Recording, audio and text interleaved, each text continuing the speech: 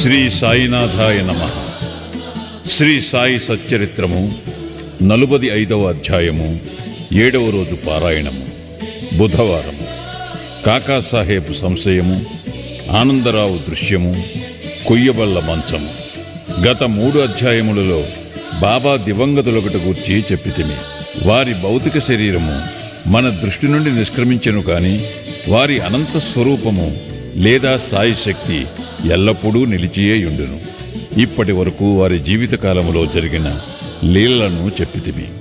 వారు సమాధి చెందిన పిమ్మట క్రొత్త లీలలు జరుగుచున్నవి. దీనిని బట్టి బాబా శాశ్వతముగానున్నారనియు తమ భక్తులకు పూర్వము వలె తోడ్పడుచున్నారనియు తెలియచున్నది. ఎవరైతే బాబా సమాధి చెందకముందు వారిని చూచిరో వారు నిజముగా అదృష్టవంతులు. అట్టి వారిలో ఎవరైనా ప్రపంచ సుఖములందు వస్తువులందు మమకారము పోగొట్టుకొనిచో వారి మనసులు భగవత్పరము కానిచో అది వారి దురదృష్టమని చెప్పవచ్చును.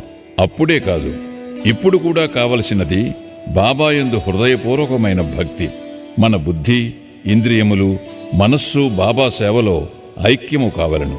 కొన్నిటిని మాత్రమే సేవలో లయము చేసి తక్కిన వానిని వేరే సంచరించినట్లు చేసినచో ప్రయోజనము లేదు. పూజ కాని ధ్యానము కాని చేయ పూనుకునిచో దానిని మనఃపూర్వకముగాను ఆత్మశుద్ధితోడను చేయవలను.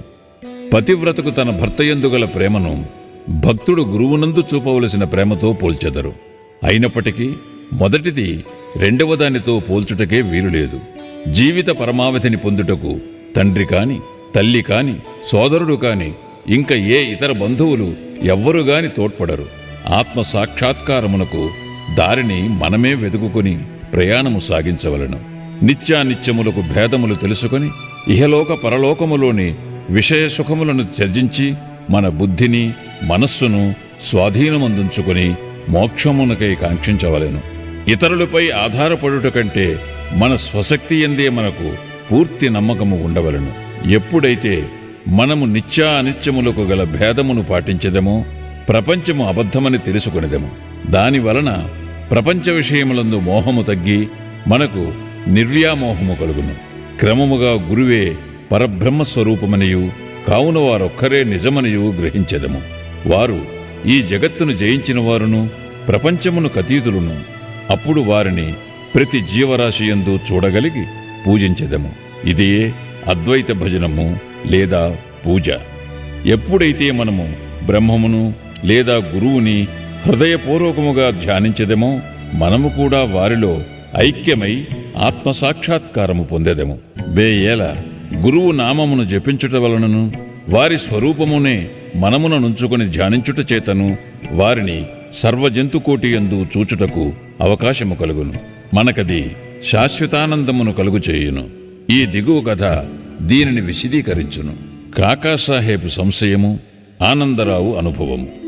కాకాసాహెబ్ దీక్షితును ప్రతిరోజు ఏకనాథుడు వ్రాసిన గ్రంథములను అనగా భాగవతమును, భావార్థ రామాయణమును చదువుటకు బాబా ఆదేశించాను.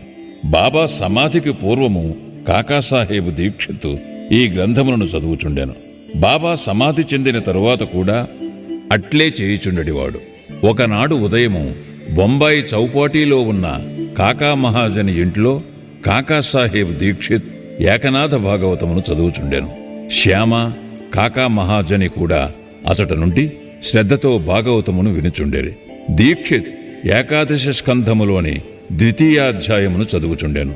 అందు వృషభ కుటుంబములోని నవనాథులు లేదా సిద్ధులగు కవి, హరి, అంతరిక్ష, ప్రబుద్ధ, పిప్పలాయన, అవిర్హోత్ర, ద్రుమిళ, చమన్ మరియు కరభాజనులు భాగవత ధర్మసూత్రములను జనక మహారాజుకు చెప్పుచుండెరి.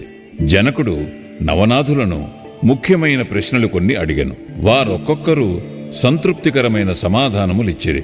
అందులో మొదటివాడుగు కవి భాగవత ధర్మమును బోధించెను.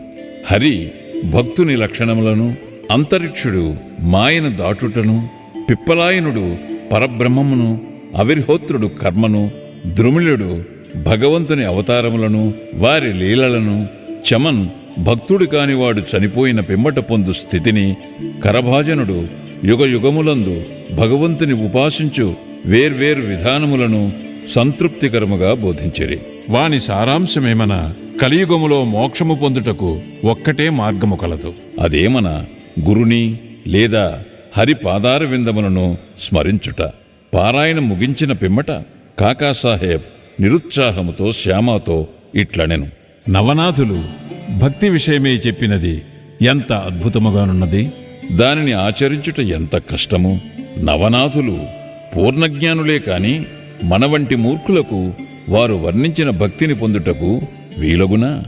అనేక జన్మలెత్తినను మనము దానిని సంపాదించలేము. అట్లయిన మనకు మోక్షము వచ్చుటట్లు. కాబట్టి అట్టి దానిని మనం ఆశించరాదని తెలియచున్నది. కాకాసాహెబు నిరుత్సాహము, నిరాశలు శ్యామ ఇష్టపడలేదు. వెంటనే అతడు ఇట్లనెను. ఎవరైతే వారి అదృష్టవశముచే బాబా వంటి ఆభరణమును పొందిరో అట్టివారు నిరాశ చెంది ఏడ్చుట విచారకరమైన సంగతే. వారికి బాబాయందు నిశ్చలమైన విశ్వాసమే ఉన్నచో వారు నిరాశ చెందనేలా? నవనాథుల భక్తి బలమైనదై ఉండవచ్చును గాని మనది మాత్రము ప్రేమానురాగాలతో నిండి ఉండలేదా? హరినామస్మరణము, గురునామస్మరణము మోక్షప్రదమని బాబా నొక్కి చెప్పి ఉండలేదా? అట్లయినచో భయమునకు గాని ఆందోళనకు గాని అవకాశమేది? శ్యామా చెప్పిన సమాధానముతో కాకాసాహెబ్ సంతృష్టి చెందలేదు.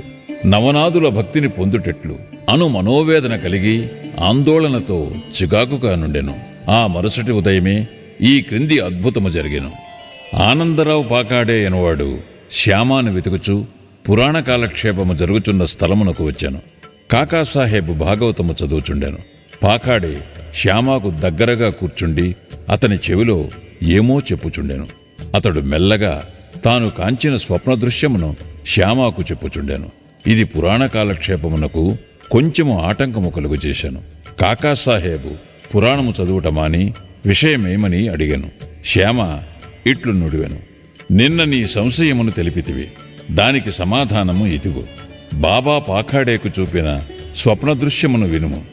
రక్షకమైన భక్తి కాక వేరేదియూ దీనిని సాధించలేదు.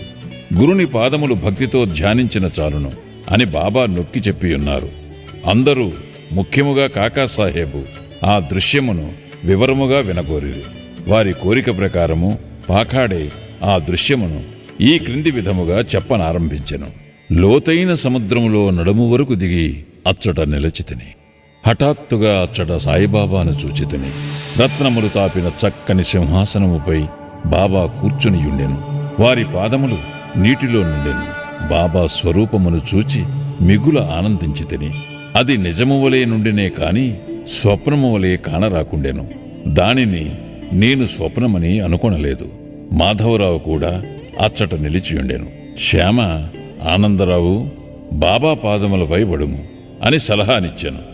నాకు కూడా నమస్కరించవలననియే ఉన్నది. కాని వారి పాదములు నీటిలోనున్నవి కనుక నా శిరస్సును వారి పాదములపై ఎట్లుంచగలను? నేను నిస్సహాయుడను అని నేనంటిని. అది విని అతడు బాబాతో ఇట్లనెను. ఓ దేవా, నీటిలో ఉన్న నీ పాదములను బయటికి తీయుము. వెంటనే బాబా తమ పాదములను బయటికి తీసిరి. క్షణమైన ఆలస్యము చేయక నేను వారి పాదములకు మ్రొక్కితిని. దీనిని చూచి బాబా నన్ను దీవించి ఇట్లనెను. ఇక పొమ్ము, నీవు క్షేమమును పొందెదవు. భయము కాని ఆందోళన కాని అవసరము లేదు. శ్యామాకు పట్టుపంచె ఒకటి దానము చేయుము. దానివల్ల మేలు పొందెదవు. బాబా ఆజ్ఞానుసారము పాకాడే పట్టుదోవతిని తెచ్చెను. మాధవరావుకు ఇవ్వవలసినదని కాకాసాహెబును వేడెను. శ్యామ అందుకు ఒప్పుకొనలేదు. ఏలన బాబా తనకు అట్టి సలహా ఇవ్వలేదు కనుక. కొంత వివాదము జరిగిన పిమ్మట కాకాసాహెబు చీట్లు వేసి తీసుకునుటకు సమ్మతించెను. సంశయ విషయములందు చీటి వేసి సంశయమును తీర్చుకొనుట కాకాసాహెబు స్వభావము. పుచ్చుకొనుము, నిరాకరించుము అను 2 చీటీలు రాసి బాబా పాదుకుల వద్ద పెట్టిరి. ఒక బాలునితో అందులో ఒక దానిని తీయించిరి. పుచ్చుకొనుము అను చీటిని ఎంచుటచే మాధవరావుకు ధోవతి ఇచ్చిరి. దానిని శ్యామ అంగీకరించాను. ఇద్దరును సంతుష్టి చెందిరి. కాకాసాహెబు సంశయము తీరిను. ఇతర యోగుల మాటలను కూడా గౌరవించవలసినదని ఈ కథ ప్రబోధించుచున్నది. కాని మన తల్లియగు గురువునందు పూర్ణమైన భక్తి విశ్వాసములు ఉండవలను. వారి బోధల ప్రకారము నడువవలను. ఎందుకనగా మన కష్టసుఖములు ఇతరుల కంటే వారికే బాగుగా తెలిసియుండును. నీ హృదయ పలకమందు బాబా చెప్పిన ఈ దిగువ పలుకులను చెక్కుము. ఈ లోకములో అనేక మంది యోగులు కలరు, కాని మన గురువు అసలైన తండ్రి. ఇతరులు అనేక సుబోధలు చేయవచ్చును, కాని మనము మన గురువు యొక్క పలుకులను మరువరాదు. వేయేలా హృదయపూర్వకముగా నీ గురువును ప్రేమించుము. వారిని సర్వస్వ శరణాగతి వేడుము. భక్తితో వారి పాదములకు మ్రొక్కుము. అట్లు చేసినచో సూర్యుని ముందు చీకటి లేనట్లు నీవు దాటలేని భవసాగరము లేదు. కొయ్యబల్ల మంచము బాబాదే, మహల్సాపతిది కాదు. బాబా షిరిడీకి చేరిన కొద్ది కాలమునకే 4 మూరల పొడవు, 1 జానెడు వెడల్పు గల కొయ్యబల్ల మీద 4 చివరల 4 దీపపు ప్రమిదలు పెట్టి దానిపై పండుకునివారు. కొన్నాళ్లు గడిచిన పిమ్మట బాబా దానిని విరిచి ముక్కలు చేసి పారవేశాను. ఒకనాడు బాబా దాని మహిమను కాకాసాహేబుకు వర్ణించి చెప్పుచుండెను. ఇది విని అతడు బాబాకిట్లనియే, మీకింకనూ కొయ్యబల్లయందు మక్కువ ఉన్నచో ఇంకొక బల్ల మీ కొరకు మసీదులో వ్రేలాడవేసేదను. దానిపై మీరు సుఖముగా నిద్రించవచ్చును. అందుకు బాబా ఇట్లనెను, మహల్సాపతిని దిగువ విడిచి నేనొక్కడినే పైన పండుకొనుటకిష్టము లేదు. కాకాసాహేబు ఇట్లనెను, మహల్సాపతి కొరకు ఇంకొక బల్లను తయారు చేయించెదను. బాబా, అతడెట్లు బల్లపై పరుండగలడు? బల్లమీద అంత ఎత్తున పడుకొనుట సులభమైన పని కాదు. ఎవరు మిక్కిలి పుణ్యవంతులో వారే పండుకొనగలరు. ఎవరైతే కండ్లు తెరచి నిద్రించగలరో వారికే అది వీలగును. నేను నిద్రపోవునప్పుడు మహల్సాపతిని నా ప్రక్కన కూర్చుండి తన చేయి నా హృదయముపై నుంచమనెదను. అచ్చటు నుండి వచ్చు భగవన్నామస్మరణమును వినుమనెదను. నేను పండుకొనినచో నన్ను లేవగొట్టుమనెదను. దీనినే అతడు నెరవేర్చలేకున్నాడు. నిద్రతో కునుకుపాట్లు పడుచుండును. నా హృదయముపై వాని చేతి బరువును గమనించి, ఓ భగత్ అని పిలిచెదను. వెంటనే కండ్లు తెరచి కదులును. ఎవడైతే నేలపై చక్కగా నిద్రించలేడో, ఎవడు కదలకుండా ఉండలేడో, ఎవడు నిద్రకు సేవకుడో వాడు ఎత్తైన బల్ల మీద ఎట్లు పండుకొనగలడు అనెను. అనేక పర్యాయములు బాబా తన భక్తులయందు ప్రేమచే ఇట్లనెను, మంచి కాని చెడ్డ కాని ఏది మనదో అది మన దగ్గరనున్నది, ఏది ఇతరులదో అది ఇతరుల వద్దనున్నది. శ్రీ సాయినాథాయ నమః. 45వ అధ్యాయము సంపూర్ణము. సద్గురు శ్రీ సాయినాథార్పణమస్తు. శుభం భవతు.